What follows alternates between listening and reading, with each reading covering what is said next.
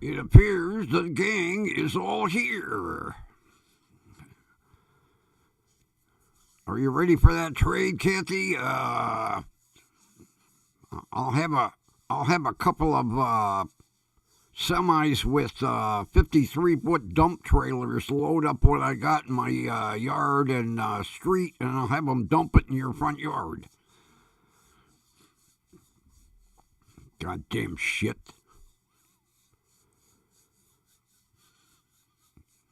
And then, my neighbor, my lawn maintenance guy, out there with his snowblower. And then he looks across the street at my driveway like, oh, he didn't shovel. Then he puts the fucking snowblower away. You think he'd come and make two pats, Nope.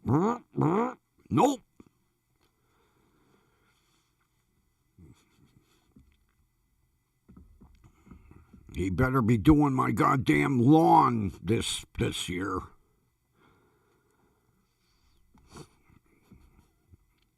I'll tell you what. I will get 6 or 7 50-foot dump trailers full of snow for your front yard if you trade me that red and white vehicle sitting next to your truck.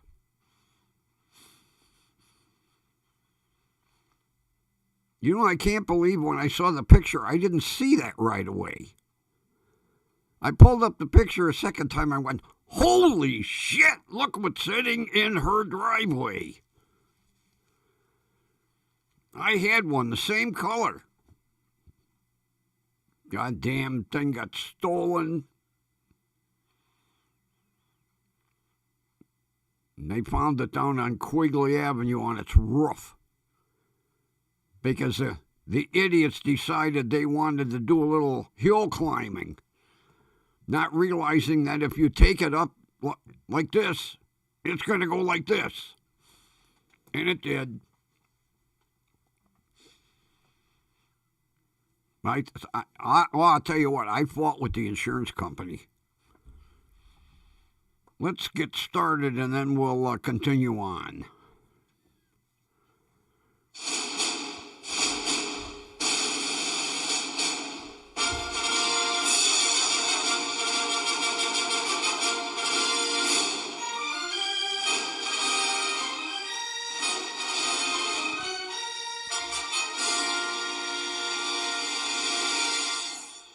Broadcasting live from beautiful downtown Cleveland, it's station WDWL TV, home of not one, but 2 stars on the Hollywood Walk of Fame. I'm your host, the Grumpy Old Man, and hang on, there we go. Our show is brought to you by... I'll get to it. Grumpy Vulture Productions. That's it. No bow. I'm done.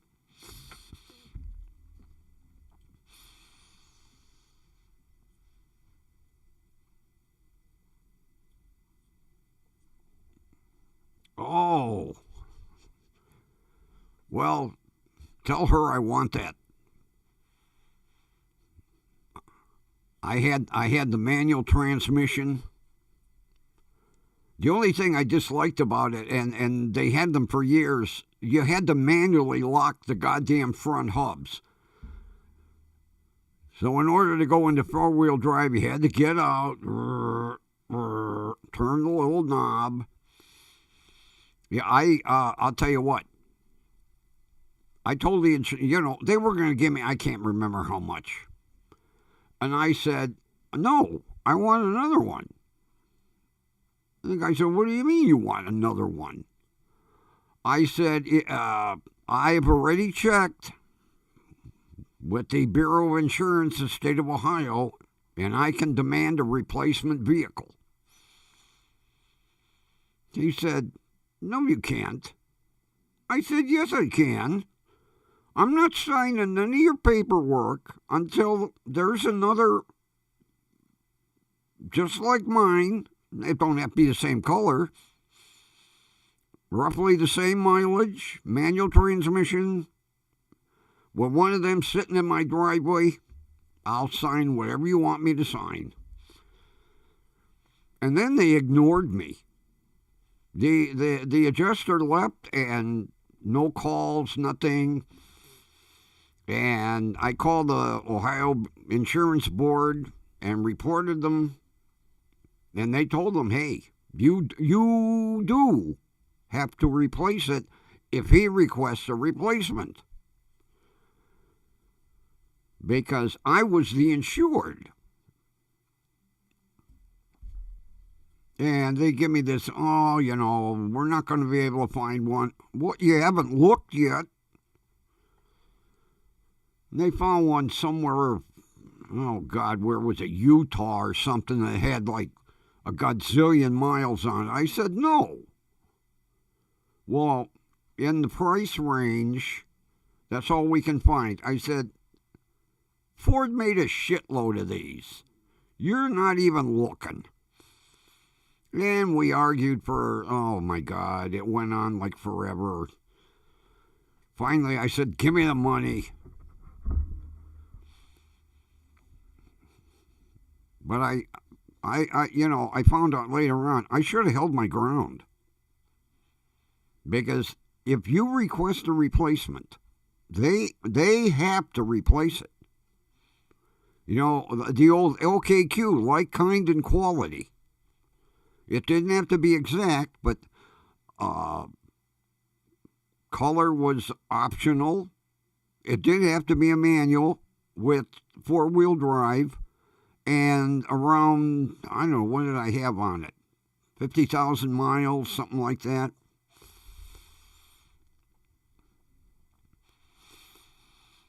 And there was a guy up the street that had one.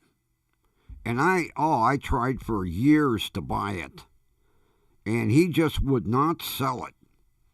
It was a two-tone blue, dark blue, light blue.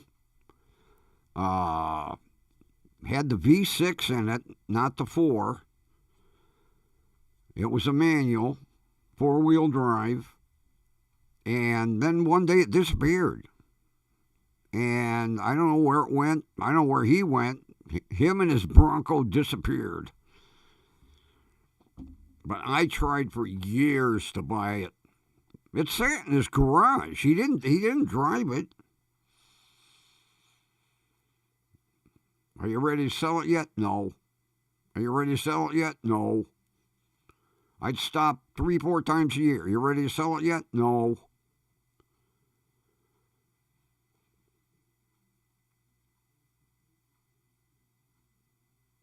I had it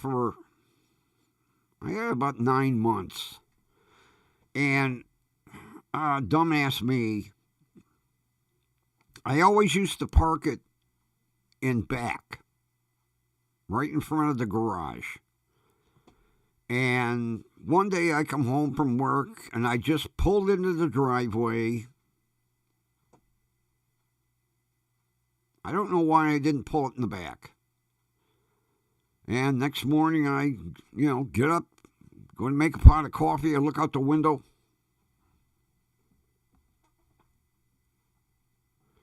Went to the side door. Holy shit! Somebody stole my 4x4.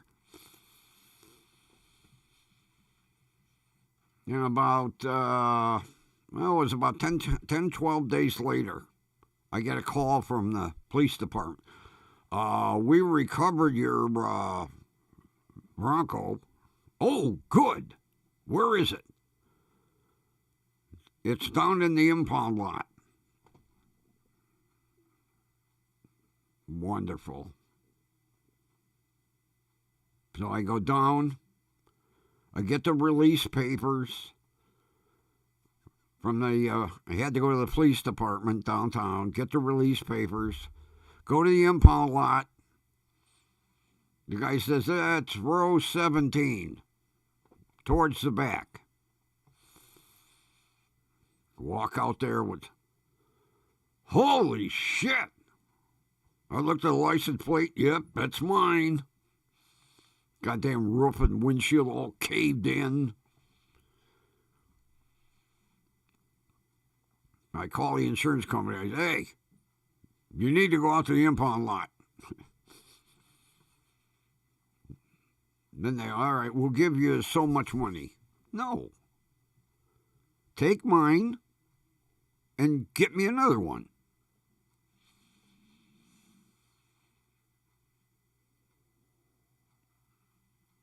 Piss me off.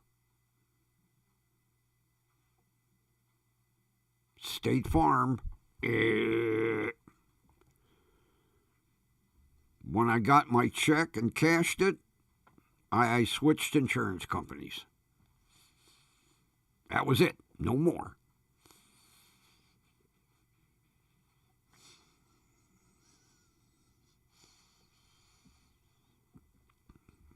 So tell your daughter, I want that vehicle. Although it looks like it has a different color front fender. It don't look like it's all the same color. That's all right. That don't bother me.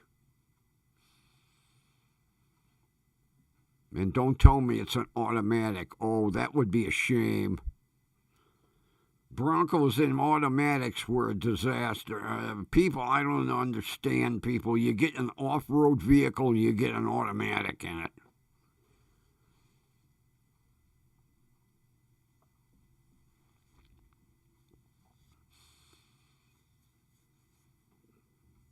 Yeah, my agent was surprised when it come time for policy renewal. He says, I see you didn't renew your policy.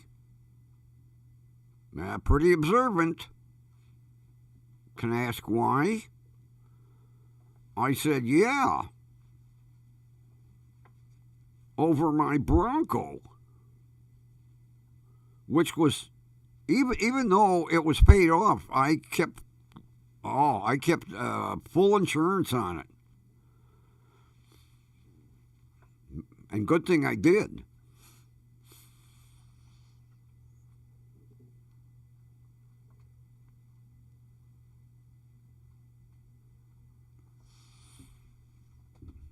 Okay, it's a manual. We got that going for it.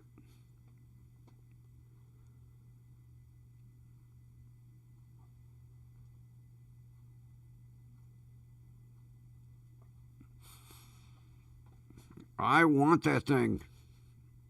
Oh, I'll tell you what, the little ones were fun.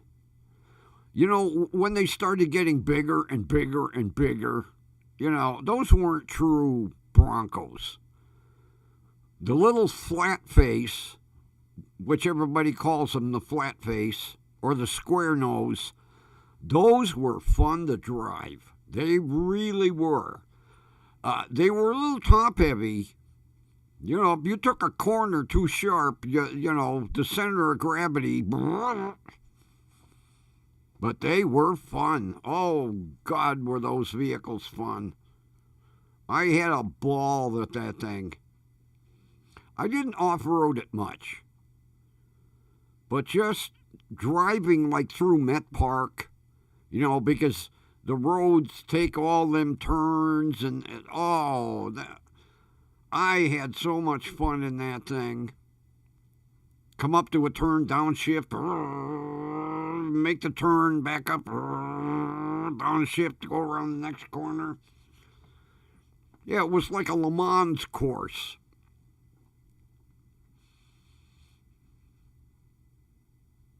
I missed that thing. The closest thing to it was my 94 Ranger, although 93 was the last year for the square front end. 94 they restyled. Matter of fact, I know where 93 is right now, and matter of fact, I left a note on the guy's vehicle. If you're interested in selling this, call me. Haven't heard yet. Guess he's not interested in selling. As I looked in, it was a manual. I was like, okay, it's got that much going for it.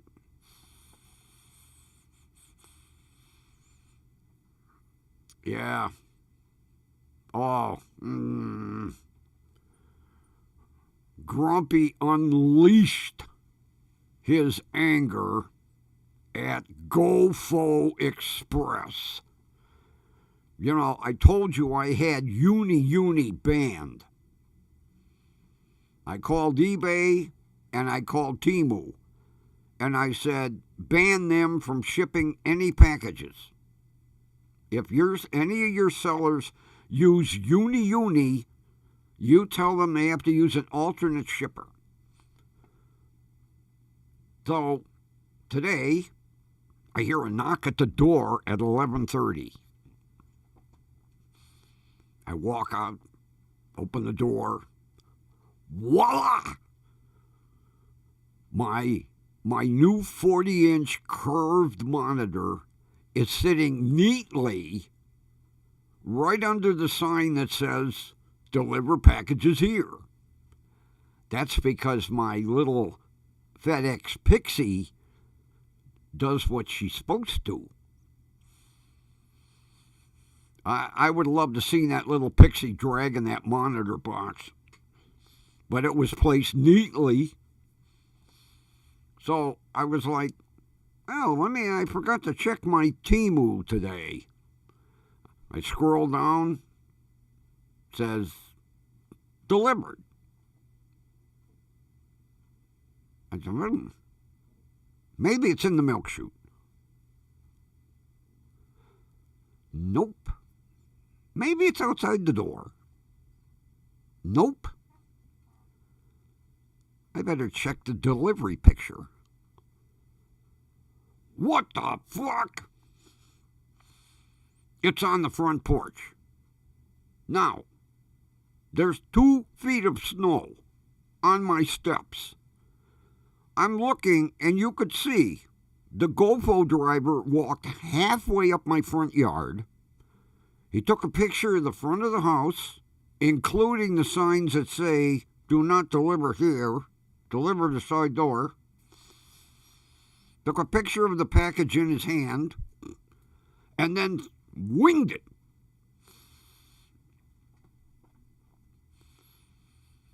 Now, one thing about GOFO, they actually publish a phone number for their customer service. So I called, and of course you get the AI answering device. So I'm yelling, agent, representative, customer service. I don't understand your command, sir.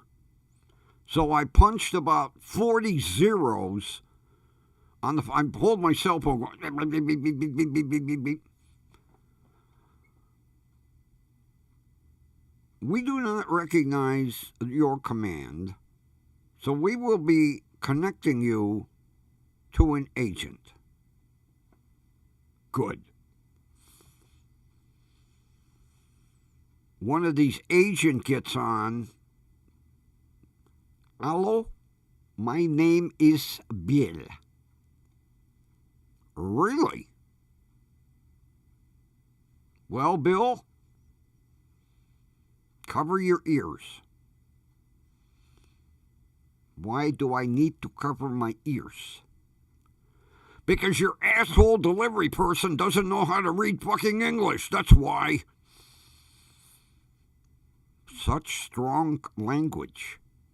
Oh, yeah. Strong language. I said, do you have the pictures of my delivery? Why, yes. Do you see the sign that says, do not deliver here? Do you see the other sign that says, deliveries at side door?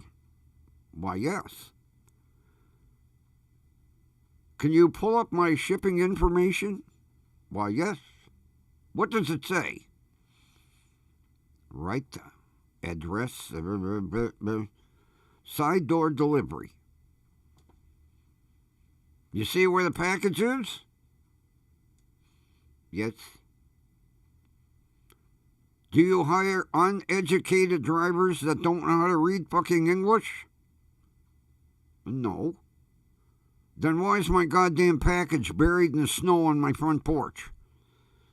I'm going to probably fall on my ass trying to retrieve it. Then I might have to sue you. Oh, there's no need for that, sir. We'll reprimand the driver. I said a little fucking late. The package is out there. We'll make a note. What would you like note to say? Delivery to side door only, not front porch. Okay, I've noted that. Is there anything I can help you with? No. Then I will be ending the call. Click.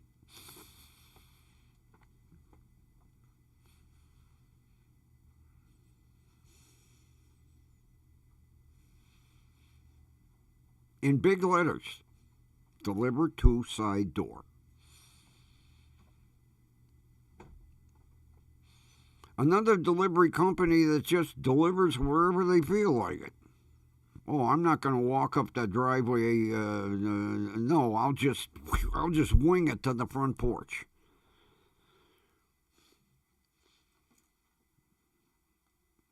I got another toy. I don't know if you'll be able to see it changing colors.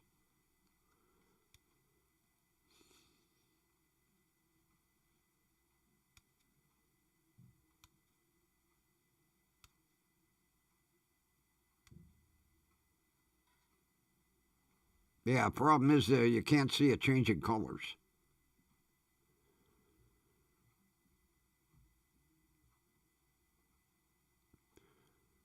It's a headset stand.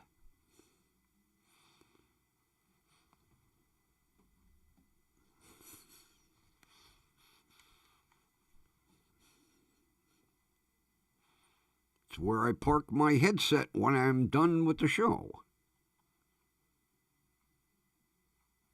Grumpy and his toys.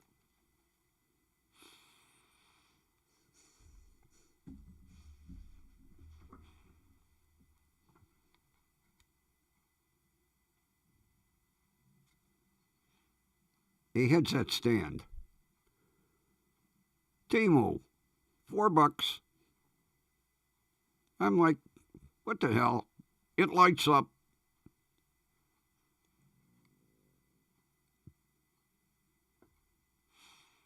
Another toy. Another illuminated toy. Yeah, when I get done, I just put my headset on it, and during the day, I have the light going. Another worthless item that I spent money on. But Temu got me. Anything that changes colors and lights up, Temu got me.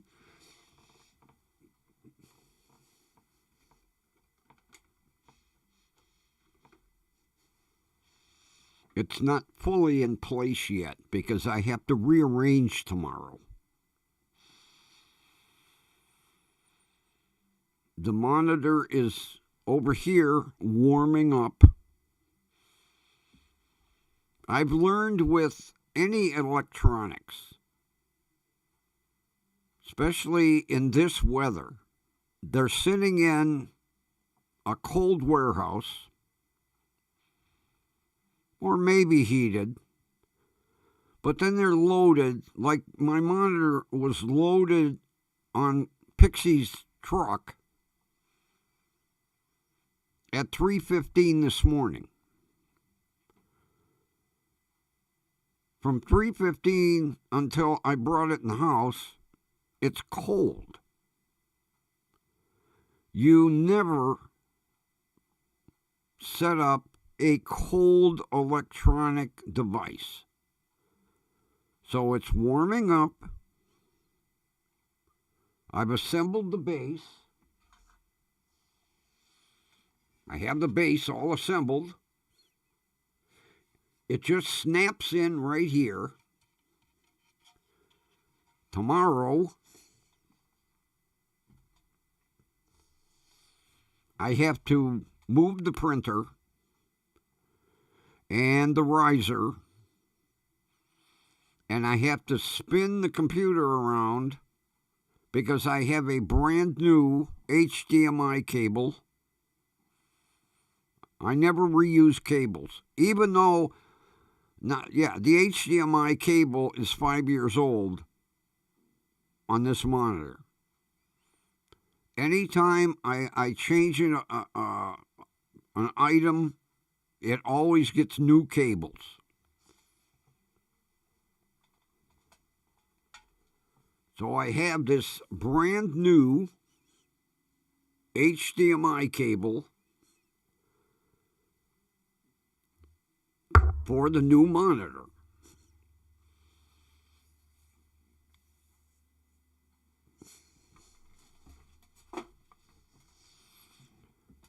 So tomorrow I have to spin the computer around so I can plug it in.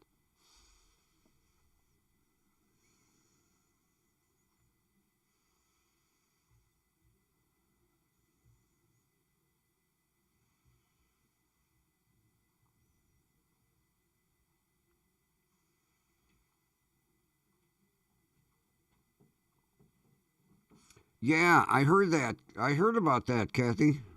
I heard about because my buddy lives out in Strongsville, and he's got a real long driveway. And when he would get UPS stuff, because he sells on eBay and I don't know if he's on Temu, he's on a couple of platforms. The UPS guy would just back in right up in front of his garage. My buddy'd open the garage. Well, now, if there isn't room for the truck to turn around, they won't be delivering. If the truck can pull in and turn around and then like back up to his garage, unload, and then pull out, which makes no sense. The guy right now backs in, right? And then he pulls out. Why can't the new drivers back? Probably because the new drivers are so fucking dumb, they can't back a truck up.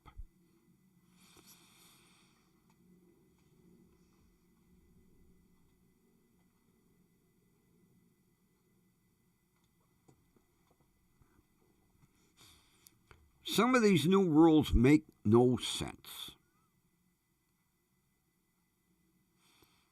Make no sense whatsoever. You know, it's bad enough that this younger generation, and basically I would say like the generation that came after me, which is my son's generation, a lot of them, first of all, don't even have driver's license. And almost all of them had no interest in driving a manual transmission, which led to the problem of trucking companies not having people to hire. So they had to switch all their fleets over to automatic to accommodate these lazy assholes that didn't want to learn how to use their left foot. All the trucking companies now, all the semis, or 90% of them, are automatic. Now, heavy equipment, haulers, and like dump trucks, stuff like that, construction, those are still manuals. But your trucking fleets, you know, I'm trying to think of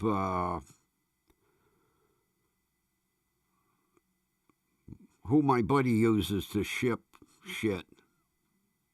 ABF, Arkansas Best Freight. All their semis are automatic.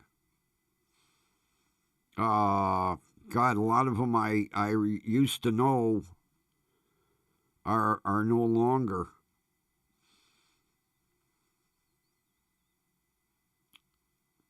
Oh God, who was the God? They were huge.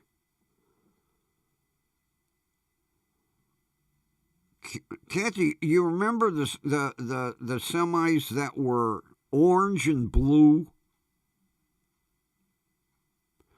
They were like a national trucking company.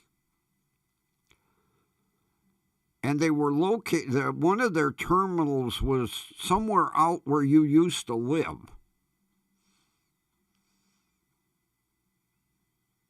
God, I can't think of the name of that trucking company. And they were huge.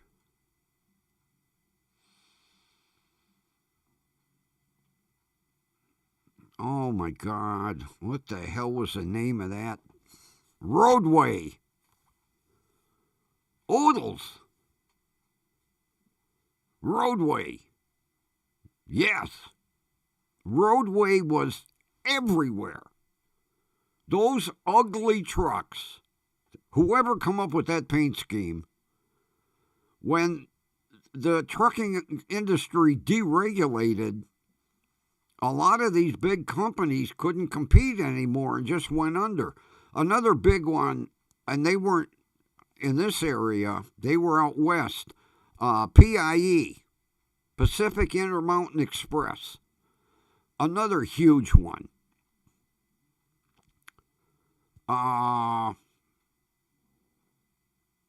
Is TNT Holland gone? They were another huge one. I don't know if they're still around or not.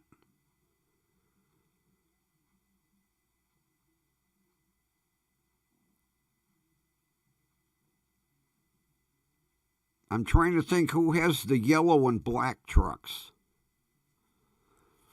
They're yellow and black.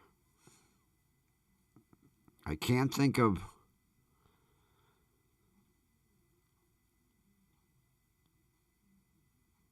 Really? Your mom worked for Pacific International Express? I'll be damned.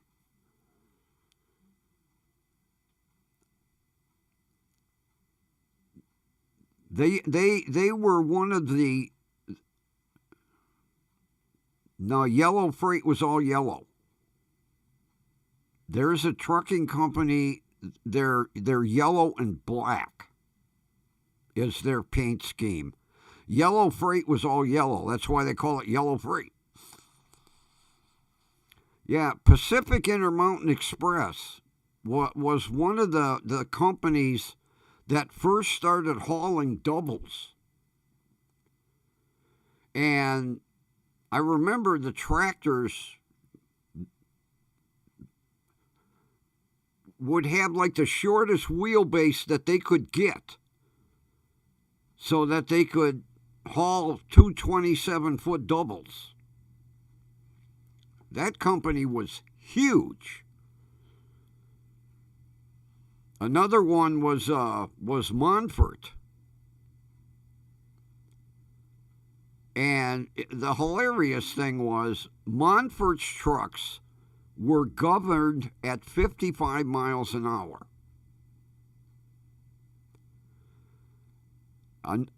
Now, keep that thought. Then you had another nationwide trucking company, McLean. And McLean, those guys used to speed all the time. And that's why older people like me, especially back in the CB days, you were either in the McLean lane, which was the far left lane, or you were in the Montfort lane, because that was the pokey slow lane. CB lingo, Montfort lane or McLean lane. McLean lane, 70 miles an hour. Montfort, 55.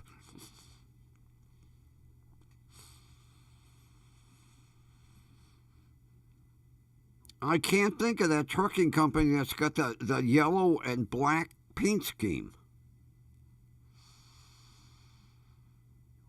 Oh my God. I'm pretty sure they're still in business because they do a lot of LTL, which for you anti-trucking people, that's less than truckload. That means they will pick up maybe 8 items. It's not a trailer full. Esty. That's the one I'm thinking of. Esty. Yeah. Oodles, you're good with your trucking companies. You must have either been a trucker or had a family member that was a trucker because not many people know all these trucking companies. Esty, yeah, I'm pretty sure they're still in business because they're an LTL hauler. That's basically how a lot of these trucking companies survived. They had to go to LTL because years ago, if you didn't have a trailer full, sorry, we're not picking your freight up, sir.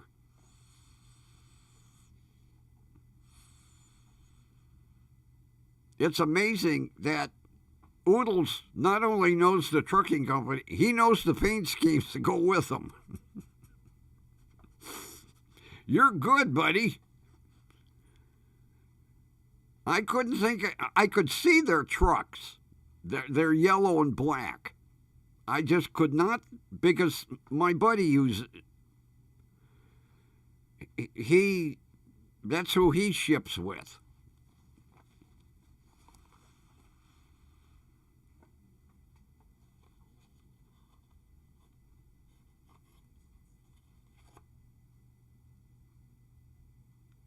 Oh God, I forgot about Murphy. Man, you know your trucking companies. I'll be damned. Power washing semis. Good for you. It's amazing. You mentioned paint colors, and people are like, "Yeah, I remember that." But Roadway, oh, that ugly orange and blue. But God, there were Roadway terminals everywhere. They were coast to coast, or almost coast to coast. And it was sad when that company went under.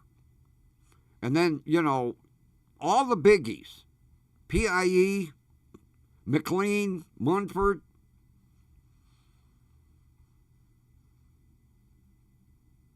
Yellow, I'm pretty sure yellow is gone now.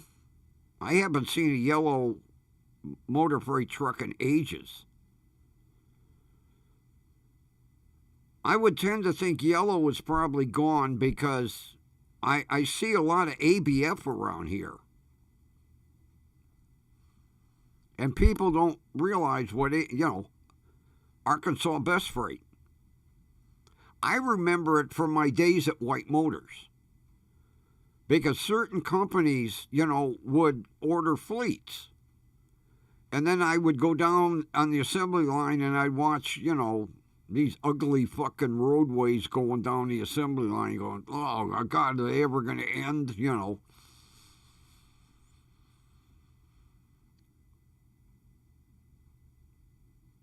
Oh, I'm trying to think of the paper packaging company they're out west.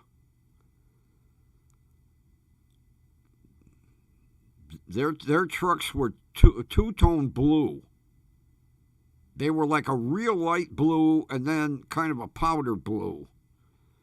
And they're a paper packaging company. I can't think of the name of that outfit.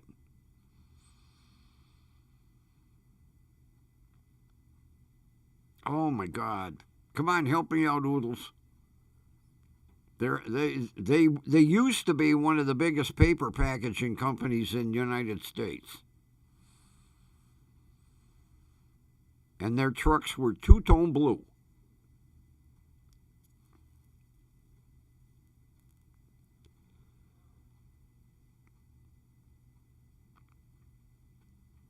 Not Weyerhaeuser. They're big, but not the one I'm thinking of.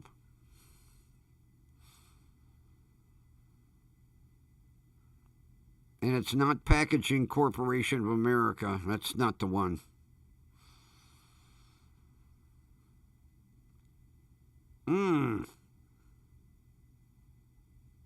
God, because I remember I used to see their name on paper towels and stuff.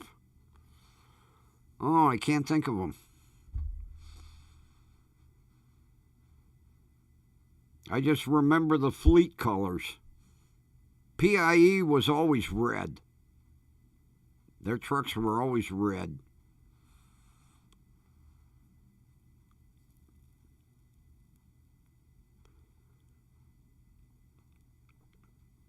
But man, over the years, like I say, deregulation killed them. Because then all these little podunk 1 and 2 and 3 fleet companies, because they could underprice. Georgia Pacific. Got it. Georgia Pacific. I remember the paint colors more than the names. I remember when they ordered a fleet. Oh, God, I was tired of seeing two-tone blue trucks. Like, geez, can we get a green and yellow one or something? Matter of fact, who was green and yellow? Somebody was green and yellow. I remember seeing them goddamn things, too.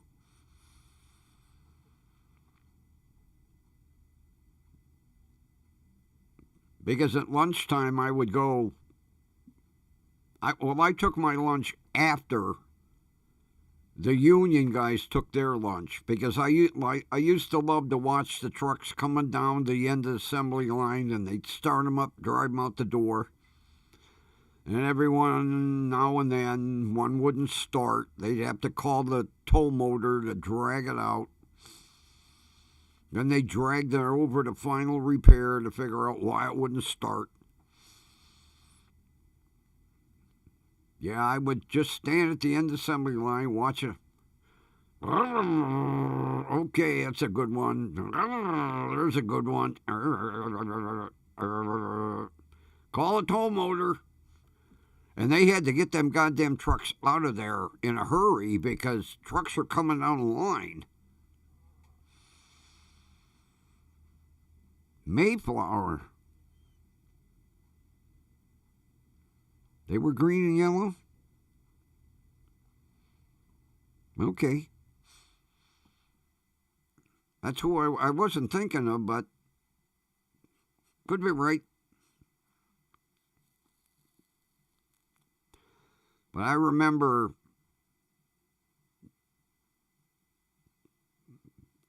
Pacific Intermountain Express ordered a shitload of Road Commander cab overs. And they were day cabs, so they were short. And then the wheelbase was really short. Like that truck was going to fall over on its nose. I remember saying red. Oh, God, can we have a yellow one or something come down the line?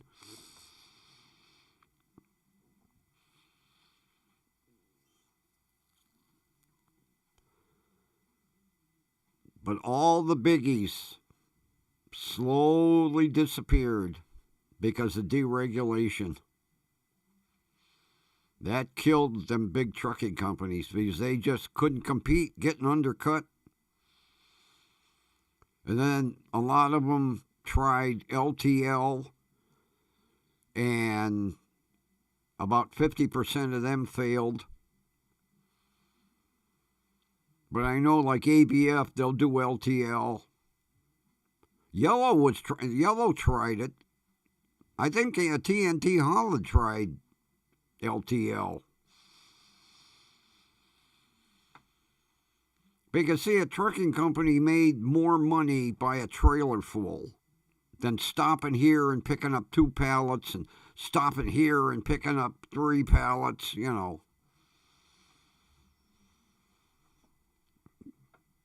Yeah. All right, Oodles. They were.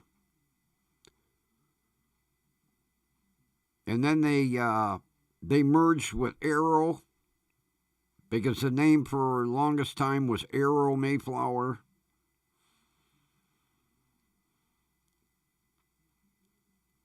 Because my buddy's brother hauled for Arrow Mayflower. But he had a big-ass Peterbilt with a huge sleeper on it.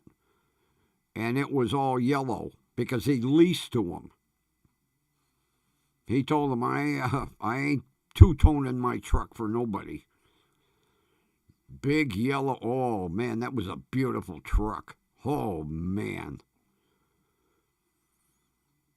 That truck had a 5 and a 4 in it. Had 20 forward speeds.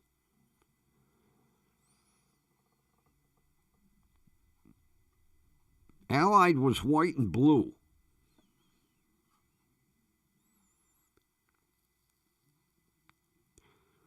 Yeah, I remember he showed me one day. He had a, God, was it a double or triple reduction reverse? He could literally put it in reverse, leave out the clutch, and the truck just barely moved backwards. And if he was in a blind corner, he could literally stand out on the fuel tank and just reach in and steer the truck looking down the side of the trailer. That was a beautiful rig. Oh, my God. That was the last one he bought. I want to say it was a 359 Pete, but I might be mistaken. Big, long nose on it. 400 horsepower Caterpillar engine. A 4-speed or 5-speed main and a 4-speed auxiliary. 20-speed forward. He could get that truck up to 122 miles an hour because he did it across the desert. Just for grins. Because some areas of Texas were back in the day, unlimited. There was no speed limit. I'm pretty sure they did away with that.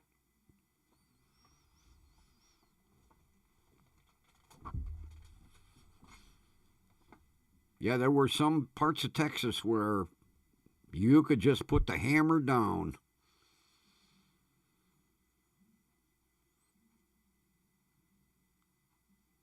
Speaking of putting the hammer down, I watched a Pursuit video today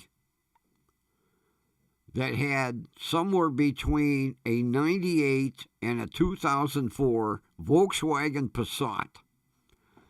And this guy was doing 135 miles an hour. I don't know if it was a manual or an automatic. I was like, holy shit. That car will go 135? I want to try it. Not really. Although I would like to get it up to 100 one day. Really, really open that turbo up. I'd get my ass arrested. I can't afford a traffic ticket like that. Yeah, it was out in Arkansas.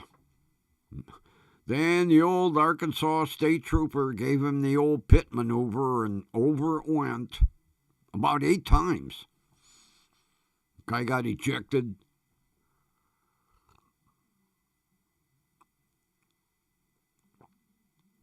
But he was lucky because where he got ejected, there was a big gully, and it was full of water.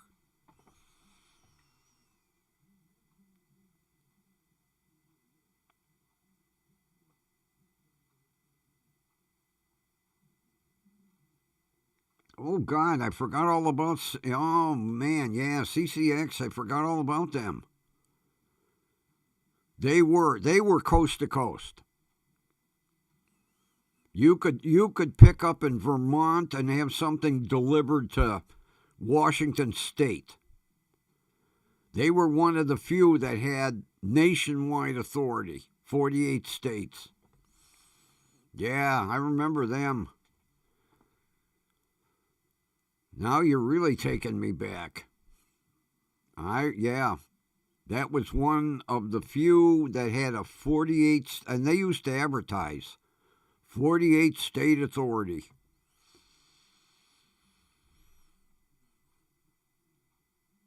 I mean, moving companies had 48 state authority, but no, regular trucking companies. Oh my God, Old Dominion. There's another one. I'm pretty sure Old Dominion was all dark green. I think their colors were dark green.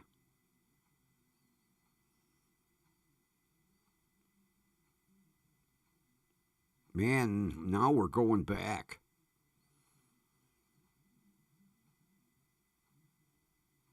Oh, yeah, good Old Dominion. I remember. They used to be here in Ohio. I would see their trucks in Ohio.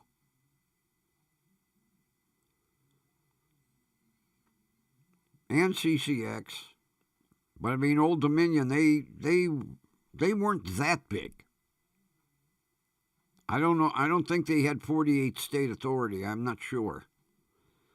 I can't remember back that far. God, I'm lucky I remembered yesterday.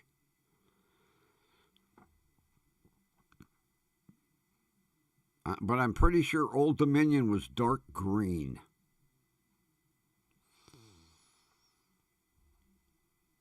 They were a 48 stater? Okay. I'm not so much up on the authority as much as I am on the colors of their trucks. And sometimes I wonder who picked these color schemes. You know, like Roadway or Esty. Their trucks are ugly. But hey, they don't care. As long as they're hauling freight.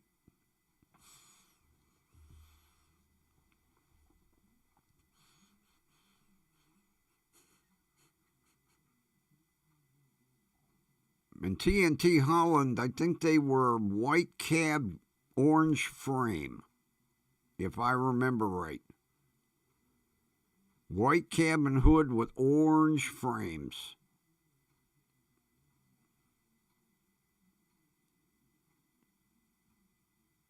I'm pretty sure that I got that one right.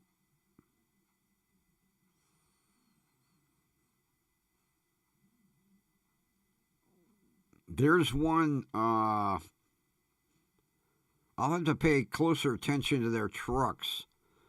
When I go to the hospital, XPO Logistics. That's the name on the sign, and there's a trucking company in the back. XPO Logistics. I'd never heard of them. I'll have to pay more attention. Maybe one day when I go out to the hospital, there'll be a truck pulling out and I can see their colors.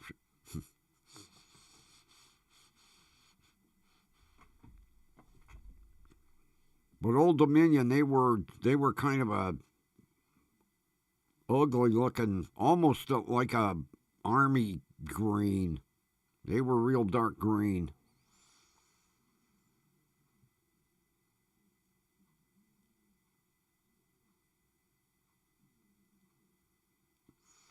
Oh, you're doing good, Oodles. You know, I can picture the color scheme, but I couldn't put a name with it. And with SD, you know, they're kind of like an obscure trucking company when you come down to it. Not as big as like what Pye and McLean and that used to be. You're amazing, buddy. You are amazing. But yeah, you got to stop and think. But see, I associate a lot of the trucking companies, like I say, with paint schemes and seeing the trucks come off the assembly line at White Motors.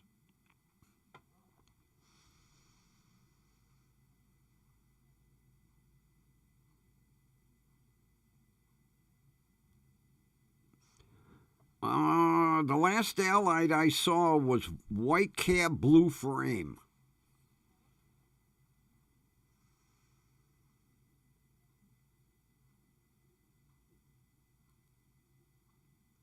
Oh, really? That's how, XPO, huh? They bought. I didn't realize that. See, I'm not up so much on my history. I just remember trucks and colors.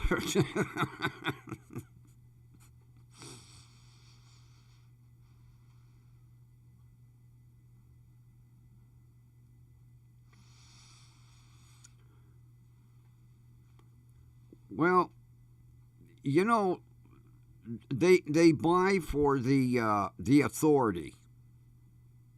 That's mainly why they buy a lot of these companies for the authority. Because some companies couldn't go like west of Ohio. So a trucking company that had an authority that went from Ohio to say Montana was starting to go under. So then XPO would buy them, and then they had authority to go all the way out to Montana. That's why a lot of these companies got, but not so much. Oh yeah, Schneider. Yeah, one of the girls I went with for a while, her ex-husband drove for Schneider. That was why she divorced him. He was never home. Then when he would come home, he'd want to sleep. She's like, gee, you haven't seen me in 40 days. You want to sleep? So she divorced him and said, I'll sleep with somebody else. Then she remarried him. I was shocked. I ran into her, during the summer. Because when she moved out of Lakewood, we weren't on the best of. And she moved out of Lakewood, and I lost track of her. And I ran into her at Aldi's, of all places. And I said, where are you living now? She went, oh, Canal Fulton. I said, what? Canal Fulton? What are you doing up here? Well, she said, I came up to visit my sister. Oh, okay. I said, by the way, are you still single? She said, no. I remarried Ron. I said, you what? Well, he quit working for Schneider. I said, God, she was barely like 4'8". Talk about a pixie you could put in your pocket.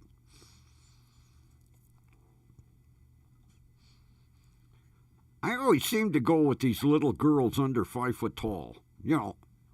I'm 6'4". All of my exes were 5'2" or shorter.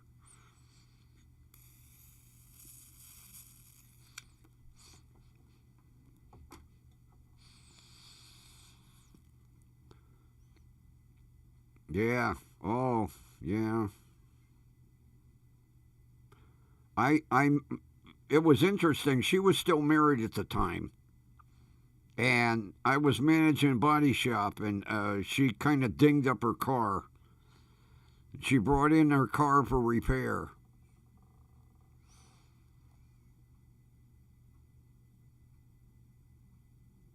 Now, that one I'm not familiar with, Kathy. That one I'm not familiar with. They might be a down south company.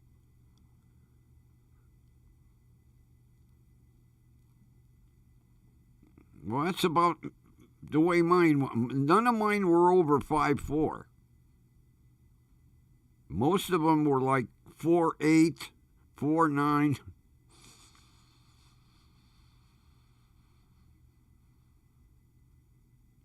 Yeah, I remember. We got her car all fixed, and she picked it up, and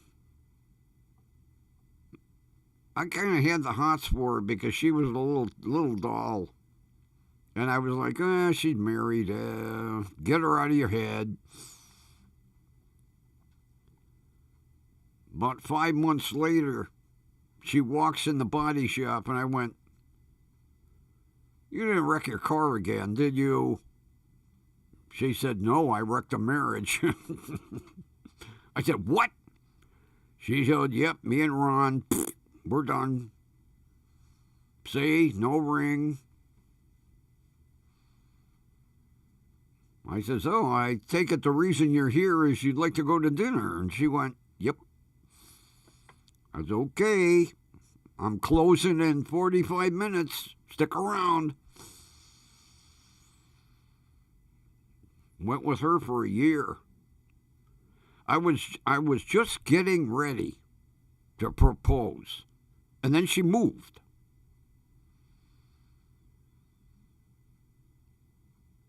I think that was her way of saying, "I'm really not ready to get married again." And then she remarries. Oh, that one got me. You remarry an ex? I still can't figure that one out. But she's happy, hey, She got a daughter, and daughter's in college, and hey, it was a good year. I'll say that.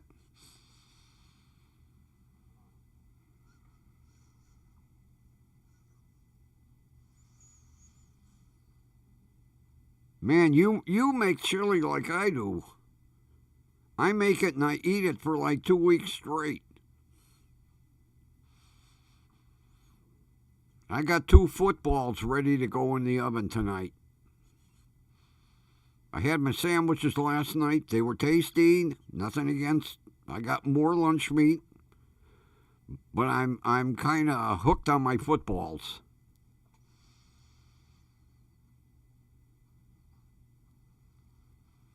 You too, Kathy. I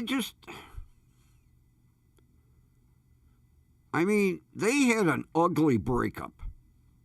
They really did. And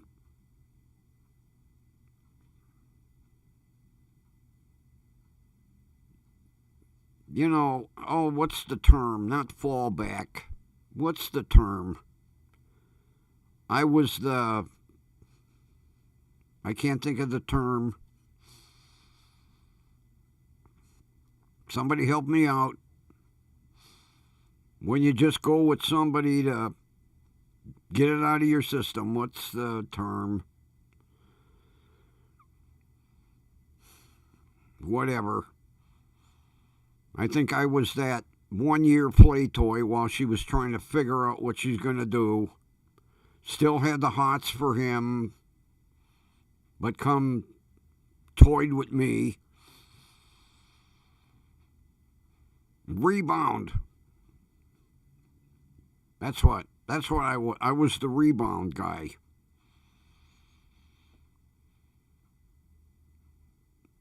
Then I think somewhere along the line, her ex called and said, "Hey, I'm no longer driving for the trucking company. I got an office job with them." And she was like, "Okay, I'm coming. I'm on the way. I'm packing already."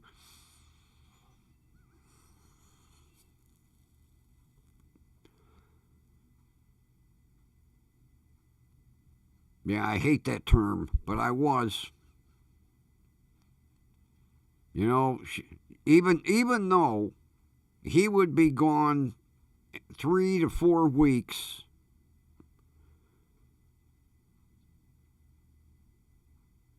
she knew that he'd be home. Then she gets divorced, and I'm lonely. He won't be home ever again. I'm lonely. I'll go up to the body shop and see Grumpy. Grumpy got the hots for me, I could tell. And Grumpy did. She comes in, we go to dinner. No little conversation, nothing. You want to go to dinner? Yeah. I close in 45 minutes. Stick around. Then for a year, whoop-de-doo. And then next thing you know, I go to her apartment. I'm ringing the bell. This old guy comes down. He goes, "What do you want?" I said, "I'm looking for..." She moved. Quit bothering me. Sorry. I didn't look at the mailbox. Sorry. Gone. No goodbye. Although, I think she started the argument that split us up on purpose. I really think she got a call from Ron and I'm not working over the road anymore. I still have feelings. She's like, yeah, me too. I'm living in Canal Fulton. Okay, I'm packing. Screw Grumpy. Gone.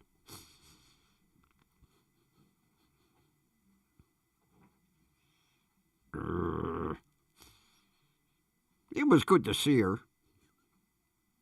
She did put on a few pounds. But it was good to see her. It was a nice conversation while it lasted. And then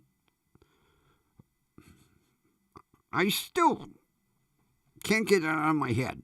You divorce somebody, you have an ugly divorce, and then you remarry him. What goes through your head? I don't understand it. I would like somebody to explain it to me.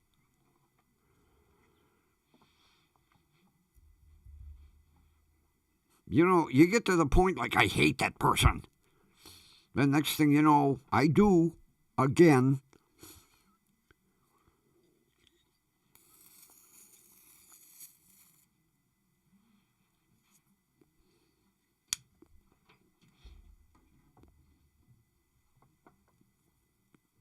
Just can't figure that out.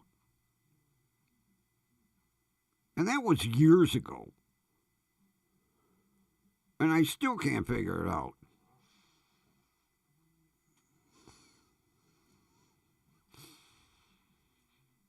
I mean, last time I saw her was literally in 2000. So it was 25 years. And 25 years later, I still can't figure out how somebody can divorce someone because you no longer are compatible and then you remarry them. I mean, movie stars have done that, and I'm like, yeah, well, they're on drugs and alcohol, and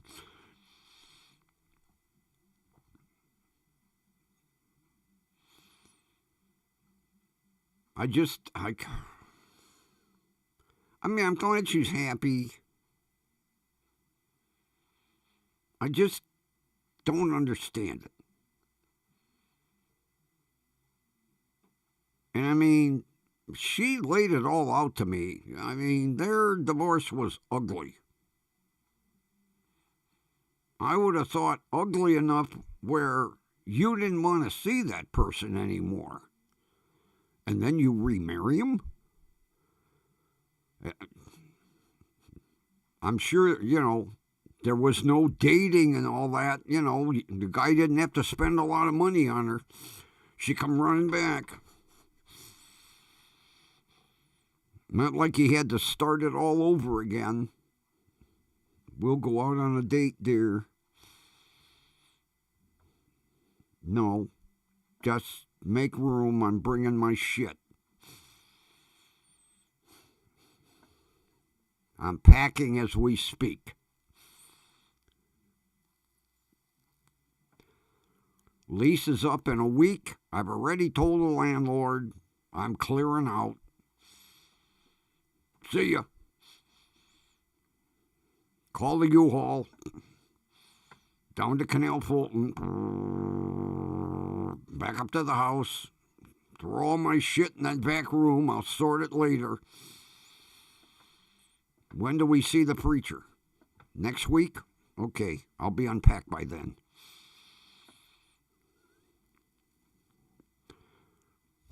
Just can't. To this day, 25 years later, I just cannot understand. I wouldn't remarry any of my exes. Believe me. Especially the last one. Holy shit. Although I have a 9mm now, we'd be outgunned. Used to sleep with a 38 under her pillow. Grumpy slept with a 357 under his. Praying there would be no gunfight at the OK Corral some night.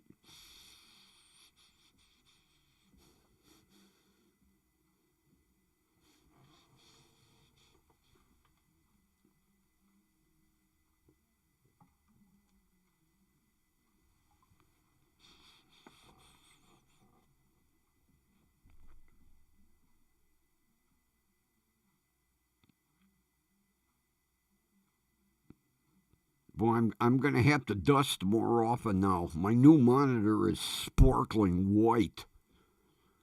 It was the only color left in stock. That's probably why it was on sale. And I mean glistening white. Jesus. I'm going to have to clean like crazy now.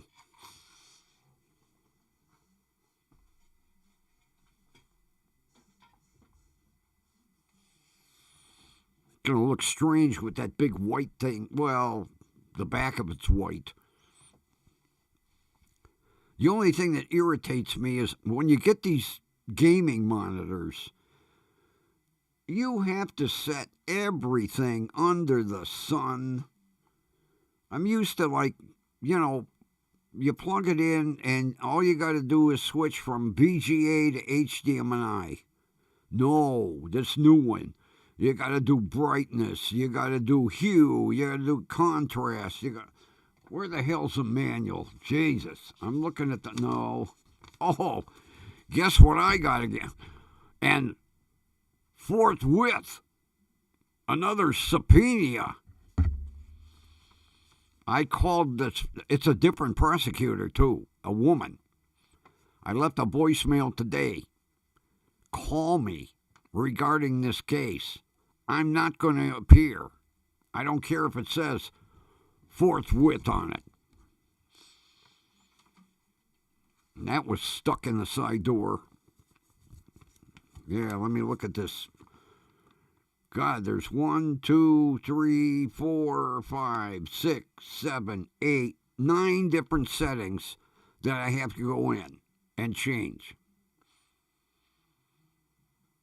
This thing, that's another reason I didn't set it up today. It's going to take me all day to program it.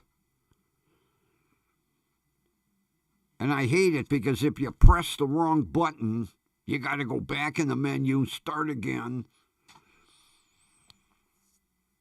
Going to take me all day. Menu, click. Okay, color, click, up, down, down, down. Click, save. Menu. Hue. Down, down, down, down, down. Click. Save. Menu. Contrast. Gotta adjust every stinking thing. I didn't have to do that with this one. This LG. All I had to do was set it for HDMI. No. Oh, I did. Oh, yeah. I had to do it with my 30-inch. I remember that. That was a pain. but the settings saved. That was what was nice because I can plug it into any computer. I don't have to redo it. What the hell is the name of that monitor?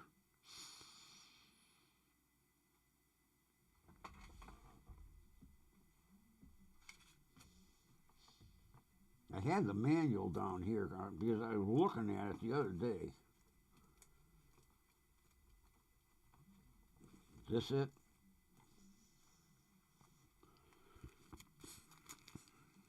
Nope, that's not it. That's not it.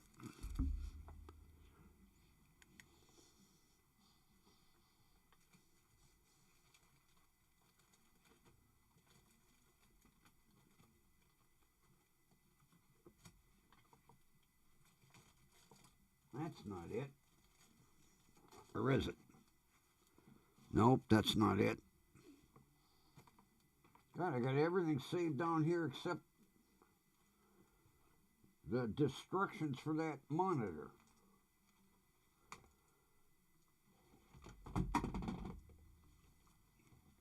Oh, there it is. Found it. Hang on, let me put the rest of these stupid... I print everything. Because nowadays you're lucky to... it amazed me I got a manual with this thing.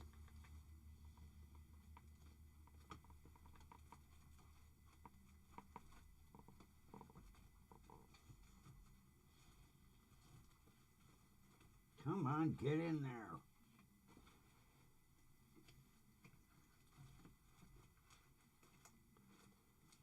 Get in there. Damn manuals. Yeah, everything nowadays is online. If you want the manual, you got to download the PDF and print it. That's why it surprised me. I got a manual with the new monitor. The old one is a Viotech. That's my 30-inch Viotech. That was a decent monitor.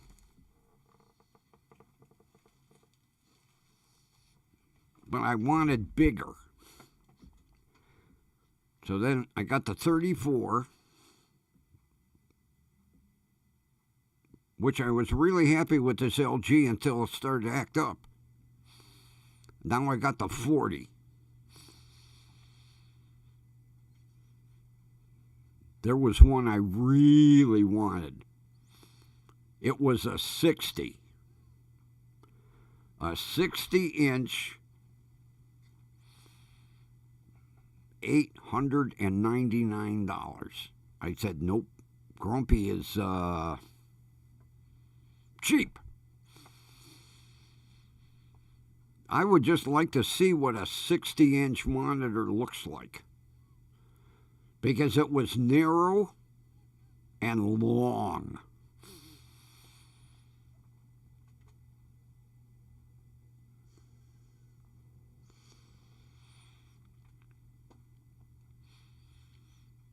Well, you know, in that racing setup that my buddy set up for his grandson, there's 3 30-inch curved monitors.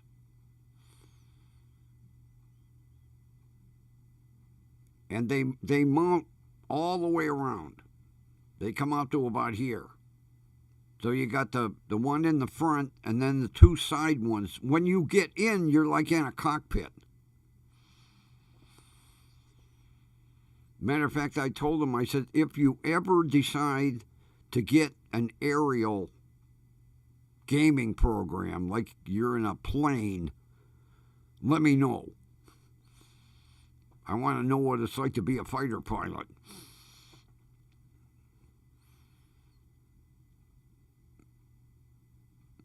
Because I'm looking right now. You know, they make these monitor stands where you can put 2 monitors side by side, which I have over in Studio One. And then they have where you got 2 monitors and then one above it. I would like, if I could figure out what's wrong with this LG. to mount it above my 40-inch. And then hook it to the other computer.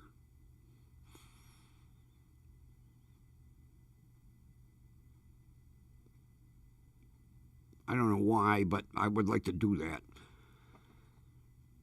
Or put that Biotech. But the mounts aren't that long.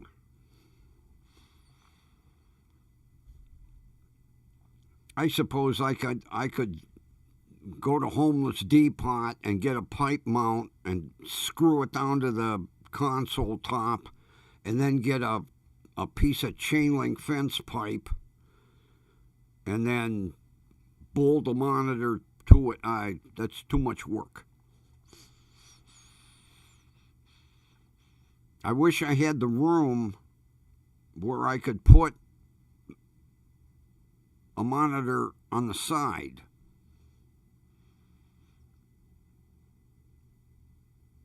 But then I'd be crinking my damn neck. I don't know. But that Biotech, I'll tell you what, I've had that Biotech for probably about 10 years, and it works like a charm. That was a great monitor. Plus it had a round ring of red LED lights on the back of it. Problem was I never saw them because they're behind the monitor.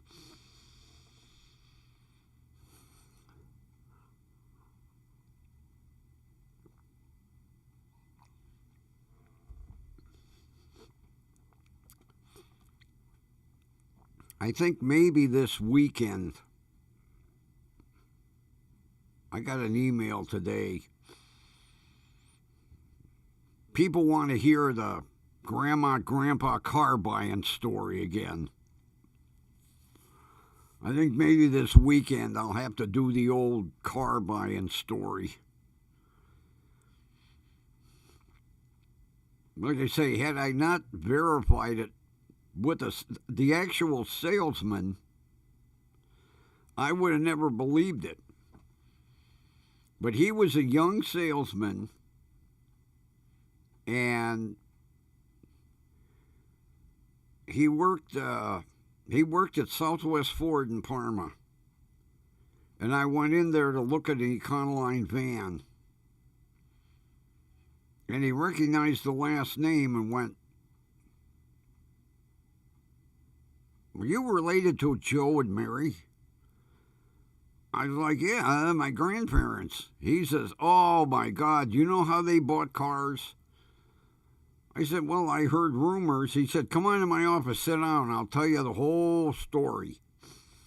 Because he said, they were enough in the beginning to make me quit selling cars. I said, "Oh, I'm up for that. You got coffee around here?"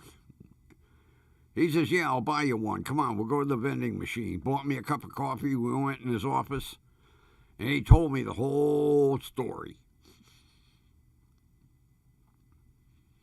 Especially the last car that he sold them. That's the best part. But he said my grandmother was a tough cookie.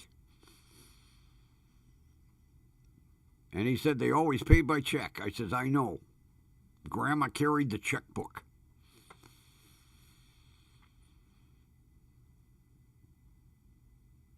I'm glad he was able to confirm it, because I had heard bits and pieces, and I'm like, "Oh no, Grandpa wasn't that way. When he wanted a car, he got a car." Well, yeah, if Grandma approved of it.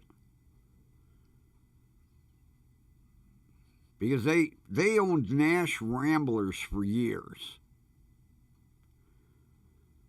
And in 64, was it 64? Yeah. My grandfather was like, "I think Nash is going under." My grandmother said, yeah, what's that got to do with it? Well, what if I can't get parts? What if they can't fix it? Like, if Nash went under, no mechanic knew how to work on a car. How do you feel about Ford, Mary? Let's see what they got. Okay, we'll go to a Ford dealer. When? Well, let's see. Oh, it'll be 4 years in May with the Nash. Okay, we'll go in May. This was like January. You know which Ford dealer? No, not yet. Well, let me know when you decide. Now, they had a Ford dealer a half a block away from them. And my grandfather would talk to the guy every day when he walked up to the market.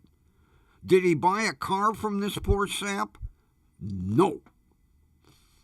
I don't know why he could spit on the back lot of this Ford dealer from where they lived. Talk to the owner every day. Did he buy a car from the guy? No. He goes to a Ford dealer in Parma.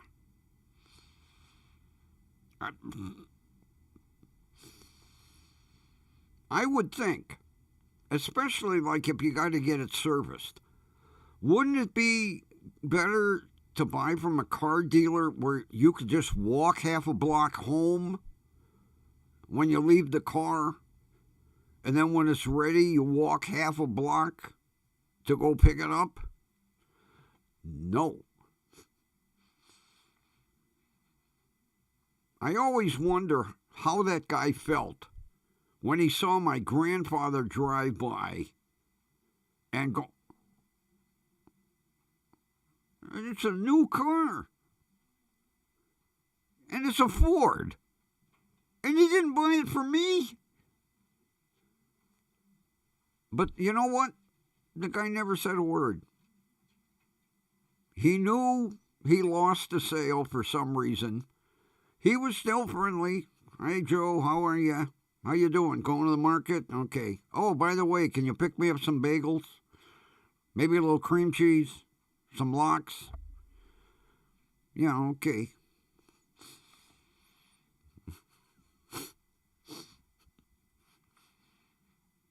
I'd like to see the look on his face when he went, he didn't buy that from me.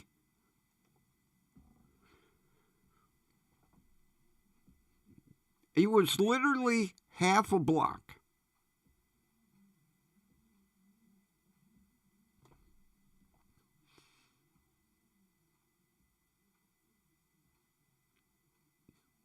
Didn't buy a Ford from him. Half a block. They lived upstairs. If he looked out the front window, he could see the back lot of the dealership. And he didn't buy a car from the guy. Oh, yeah, Ron sent me an email with 47 more. National Bagel Day, National Go Catch a Carp Day, National Trim 3 of Your Toenails Day. God, I don't know where he comes up with all of these. Ron, you need a hobby, man. And then that soup. Oh, my God, that doesn't even sound good. Progresso gumdrop soup or whatever the hell they call it. That don't even sound tasty. I like Progresso soup, but I ain't buying none of that shit.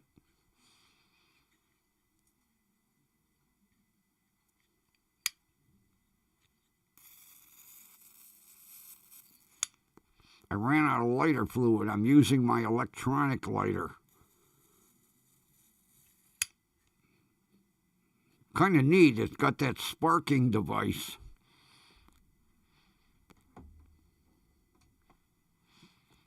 Yeah, I went to flick the old Zippo today and no fluid. I forgot to pick up a can. It's on my list for tomorrow. I have to go out tomorrow. I have to clean the snow off the car, drive up and down the driveway about 37 times to pack down the snow. You think I'm shoveling? I'm too old for that shit. I'll just drive my neighbors crazy. I'll pull to the sidewalk, back up. Pull to the sidewalk, back up. Pull to the sidewalk, back up. There, I made 2 tracks.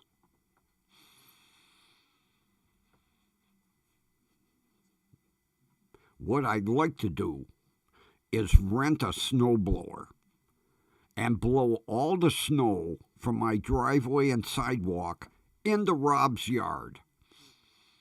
Go, there, get your snow thrower out and clean your yard again, asshole. All he had to do was come over and go, brrr, turn the snowblower around to the other side of the driveway, brrr, there, done. Nope. He stands there and looks across the street. Man, Grumpy got some snow in his driveway. The snowblower's got full tank. Screw him. I guess the snow doesn't bother him. Looking across the street and seeing my grass drives him crazy. I can have 4 feet of snow in my yard. My grass grows an inch. I'm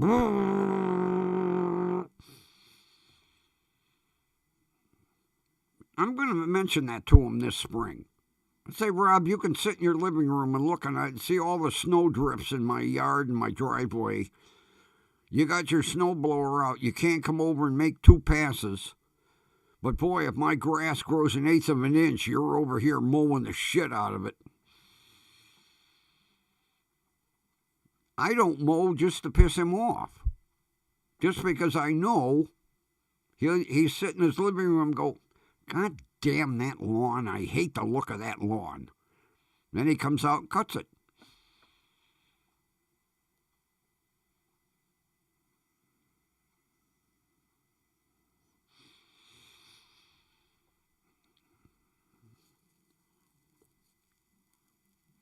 Yeah, get that frickin' chalk dust like the Indians do when they're over in India having a feast and they throw all that chalk dust in the air. Get me some green chalk dust and put it in my leaf blower. He'll look across the street and go, holy shit, look at the size of that lawn. Then he'll come over with a lawnmower. Shit ain't cutting. I deliberately don't take my mower out of the garage. I've got that brand new Ryobi electric lawnmower that I've used 3 times.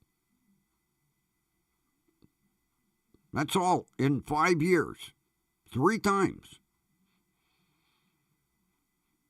I pull it out of the garage. I'll clean it, make sure it's all nice and shiny. Keep the battery charged. I don't take it out of the garage because I know I have a lawn service across the street.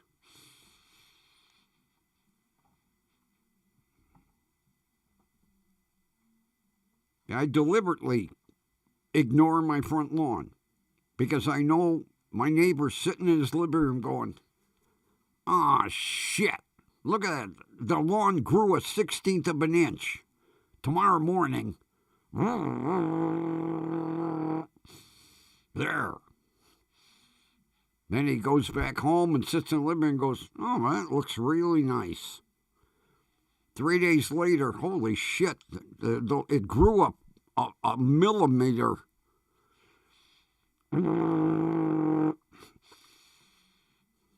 Go back, sit in the living room. Oh, God, that looks beautiful.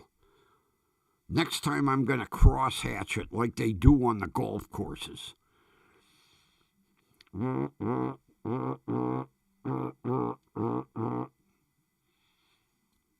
looks like a putting green over there now.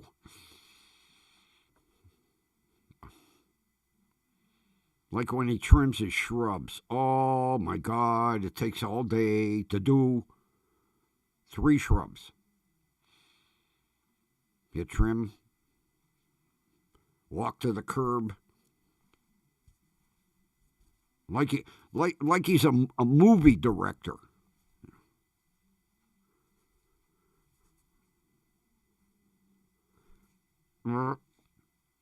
Walk back to the curb.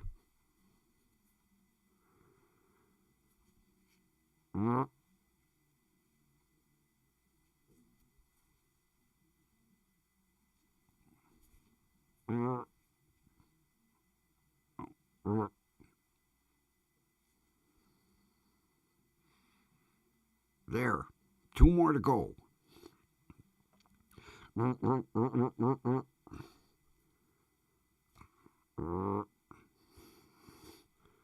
Takes him all day to do 3 shrubs.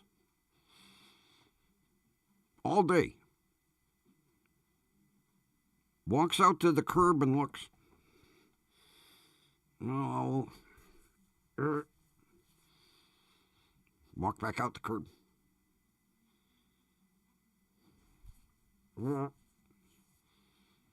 There. Perfect. 2 more to go. I pull out my lawn chair. I sit and watch him. Then I deliberately fuck with him. Hey, Rob, you got to take about a 1/16 of an inch off the middle of that. Really? Ah, yeah, you're right. Ah, you took too much off. Now you got to do the other side. You got to square it off. Really? Oh. How's it look? Okay.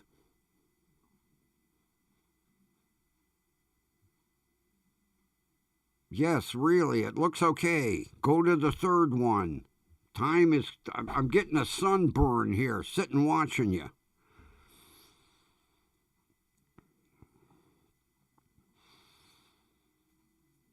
I'll tell you what. I would love to have a hidden camera. Because it would be a neat YouTube video watching it, although it would be like 8 hours. To do 3 fucking shrubs. Because the one's got to have, it's got to have a certain contour.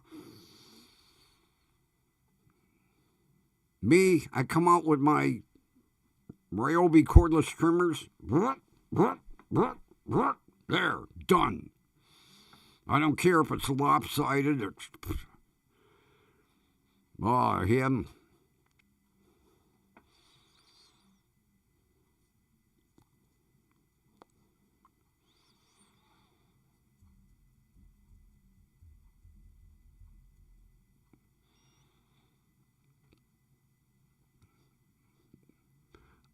I don't know if the other prosecutor, one of these, maybe this one's new.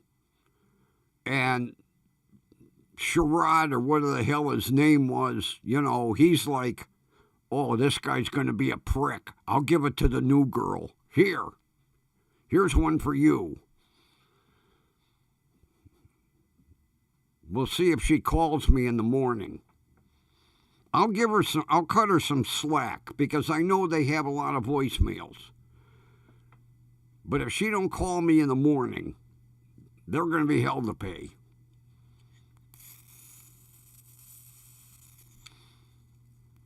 Because I'm just literally going to lay it out to her. All I do is own this thing. I wasn't in it. I wasn't informed of the accident. The guy has no license and no insurance. I'm not going to get anything because I'm not going to fix it. I'm not coming to court. What am I going to testify to? Yes, I own it. That's it. One question, that's it. I came all the way down here for one fucking question. Because I'm going to tell her. I already priced out the parts. It's like $507 to fix it. I'm not putting $500 in a truck that pull apart. I'd have to pay them to take it.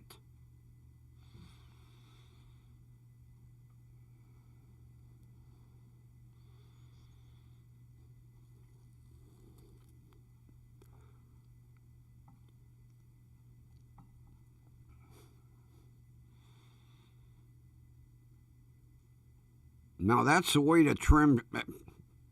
Get out the old steel 40-inch bar chainsaw. There, we're done. Although I'll tell you what, some people are pretty good with a chainsaw. I actually watched a guy make a carving. He was at a state fair. And he pulled out, he had this stump. Or a big log. And he said, I'm going to make a horse out of this. The next thing you know, with the chainsaw, he got done, there was a horse's head. And he did it like in 15 minutes. It was amazing. It was on a YouTube video. He had this log that was about maybe 30 inches around and about 36 inches high. And he told everybody, I'm going to make a horse's head.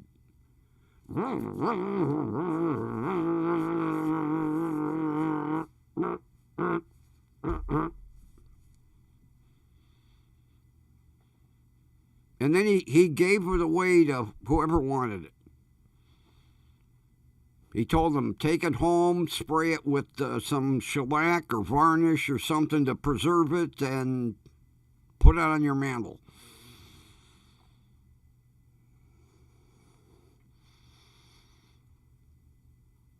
Oh, yeah, some people are artistes with a chainsaw. Like I say, I watched that guy. It was amazing. He didn't draw an outline or anything. He just put that big log up on a pedestal, and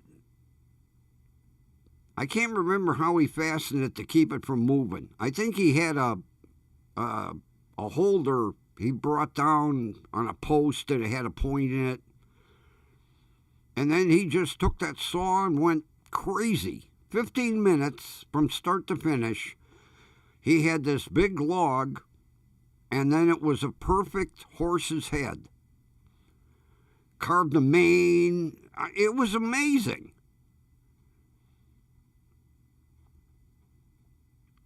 And every time he did a show, he did a different thing. Some little girl wanted him to do a rabbit. And he's like, okay. And 2 ears, little bunny whiskers. There you go, here's your rabbit head.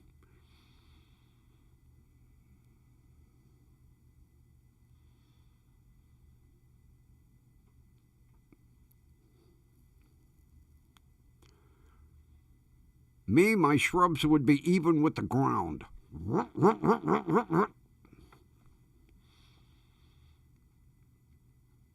I come out once a year. Now my shrubs are all 4 foot tall. I have matter of fact, I have a stick. It's exactly 48 inches. I measure, and I'll clip the first couple of branches. Then I go in and get my hedge trimmers and just anything that's growing out from the sides, that's it. I can do all 4 in 15 minutes. Rob does 3 in 8 hours. He looks across the street and just shakes his head like, oh, man. It's a little high in the back. Screw it. I ain't looking at it. Had the nerve to tell me that last summer. Hey, the back is a little higher than the front. Good enough. It's great for union work. There, we're done.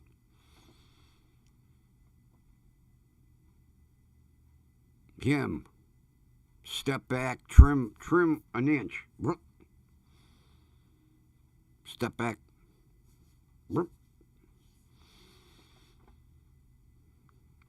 And Rob has got to be early 60s, maybe late 50s.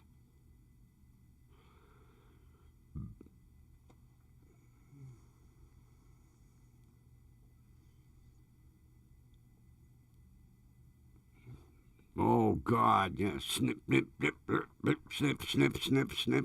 Like giant scissors. Snip, snip, snip, snip.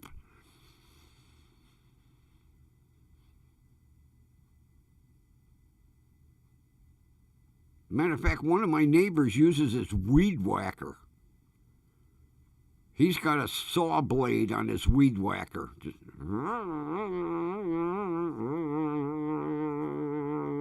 done. Me, as long as they're 4 foot tall, that's it. I don't care. Screw it. They used to be like 12 or 14 feet tall. And one day I just 4 foot whacked them. And oh, were they ugly looking for a couple of years until they grew, the new growth come in the middle, and oh, they were hideous looking. All my neighbors are like, oh, man, what did you do? I cut them down. You couldn't see the front of the house. Looked like the Addams family house. Place was empty for 5 years. Everything was all overgrown. Had these vines growing all up the front of the house. Poison ivy on top of it. And boy, I'm allergic to that shit. I put a moon suit on and I filled my garden sprayer with the deadliest poison ivy killer I could get and sprayed the fuck out of it. I look like an Earl Scheib painter out in front of my house.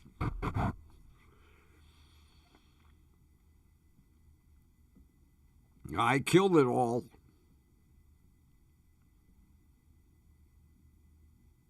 And then I was going to pull the vines off, and Mary Ann was like, oh, they're still deadly.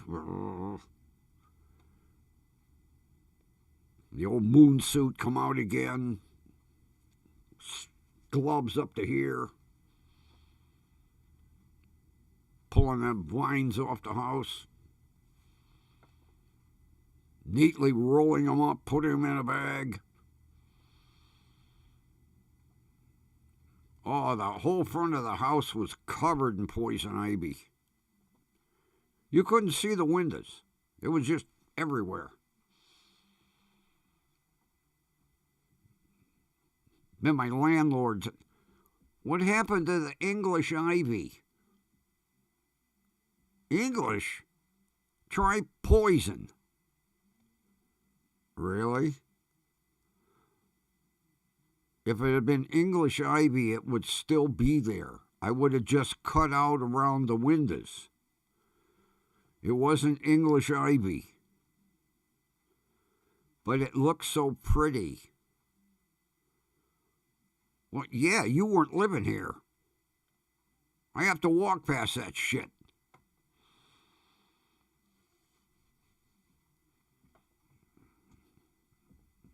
Oh, if I even say the word, I break out. Well, so far I'm safe.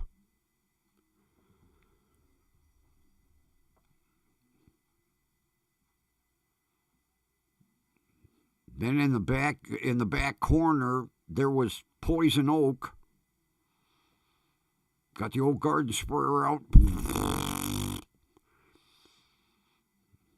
I just killed it. I didn't worry about the vines. The hell with the vines. They're back in the corner.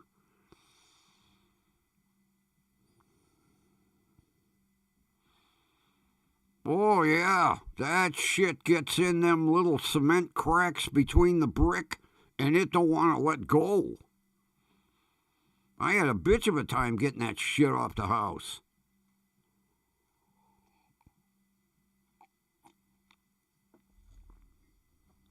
And then when you pull that shit out, there's little cement on the little feeler grabbers.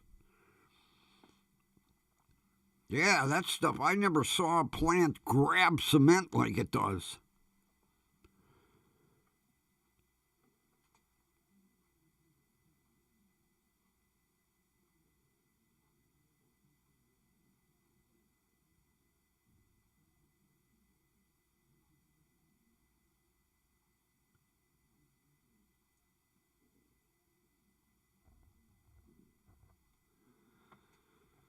Ron, you need a hobby, for sure. Right now, he's singing that in his living room. He's dancing around singing it.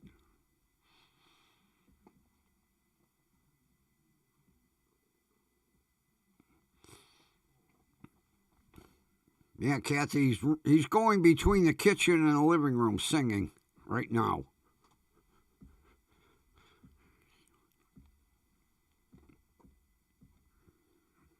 He needs a hobby.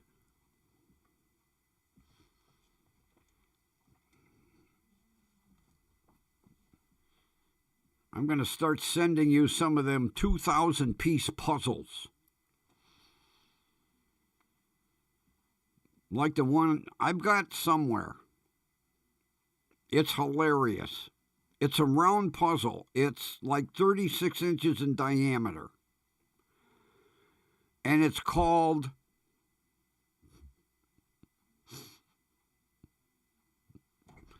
I can't believe the name of this thing. Snow White and the Seven Dwarfs in a Blizzard.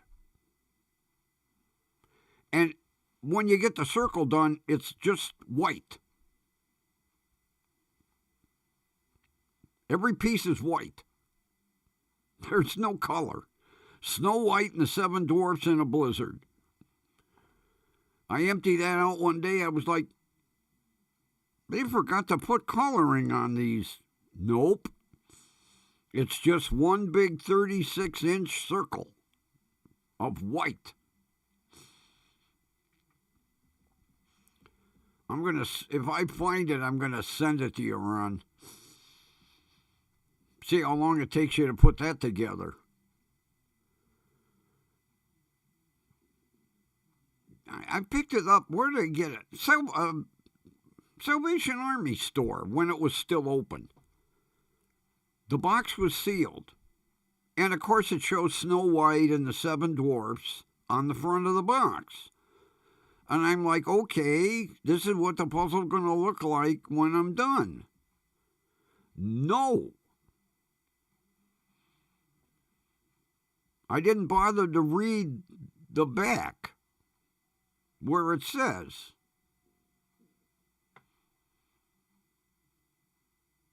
Picture does not match puzzle. And it was one big white circle. Oh, it was a bitch to put together. And I put it together, and then I took it all apart, threw it in the box for the next sucker.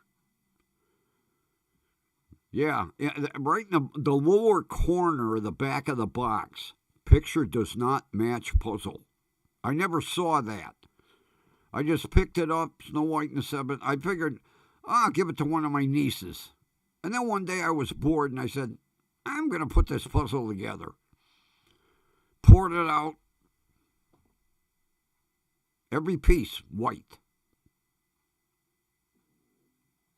Then I was going to stick it back in the box, and I was like, started to get a little bit of the circle. going through the 1,000 pieces.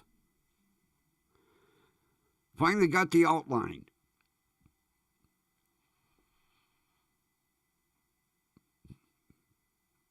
Then I read the back of the box.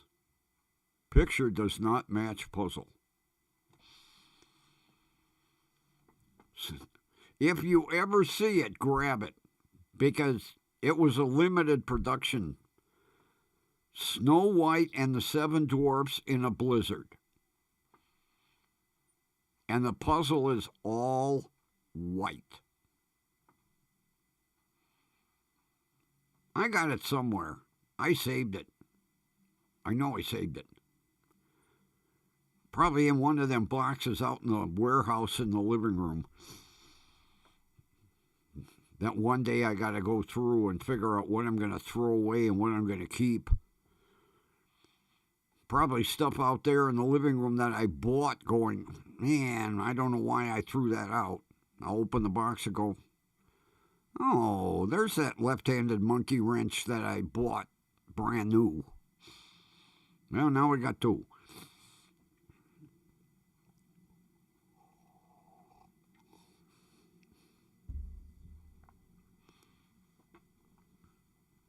No, I can't do puzzles. That's too much of a senior center thing.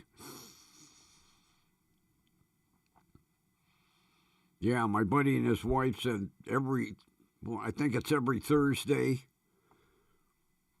at the senior center at their development, puzzle day. Jeez. Because he's sitting in a rocking chair going, hey, Ma, is it Thursday yet? Tomorrow? Okay. I got to go do puzzle day. Up with the rest of the old farts. Too bad they don't have a rocking chair up there.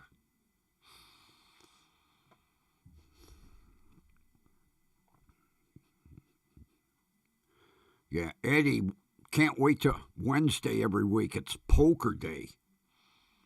He goes up with all the old farts and they play poker.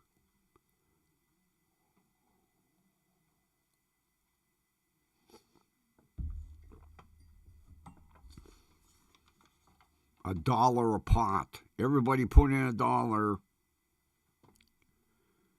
Gee, you look forward to Wednesday for a pot that might be $5. Come home. I won, dear. Really? How much? 6 1/4. $6.25. You're definitely not in Vegas.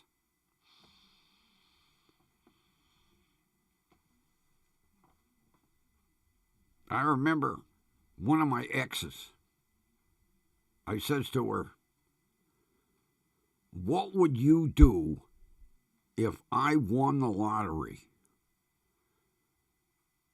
She went, I'd take half and leave you. I go, oh, really? I said, well, yeah, I won $12. Here's 6. Stay in touch.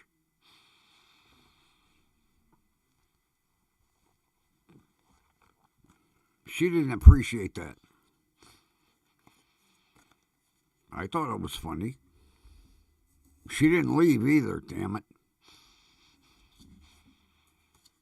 Stood there and told me, if you won the lottery, I'd take half and leave you.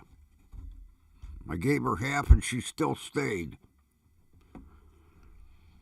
Damn women. Didn't give me my $6 back either.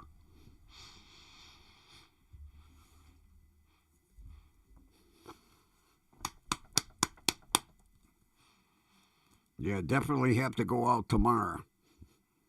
I'm on my last pack of LDs.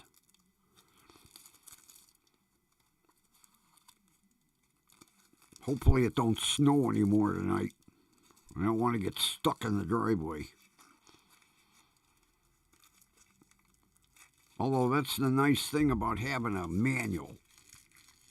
I can just slowly ease down, back up, ease down, a little more, back up, a little more, back up, a little more, back up. Rob would be sitting in his living room going, what the hell's he doing? Back and forth, back and forth, back and forth. Is he going to go to the store or not? He'll put on his coat and his hat, come over and say, either go to the store or don't. You're driving me crazy. Well, it's not a long drive, Rob, and with you it's a short putt.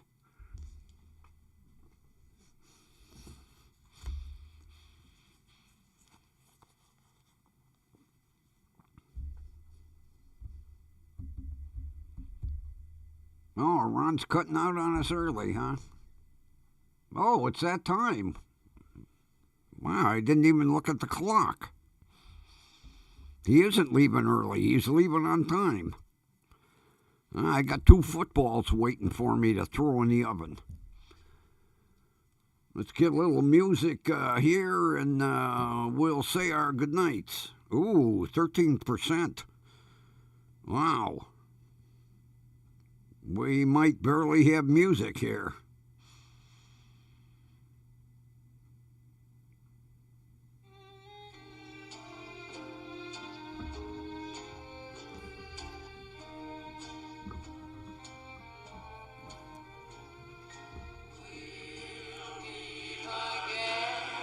All right, everybody.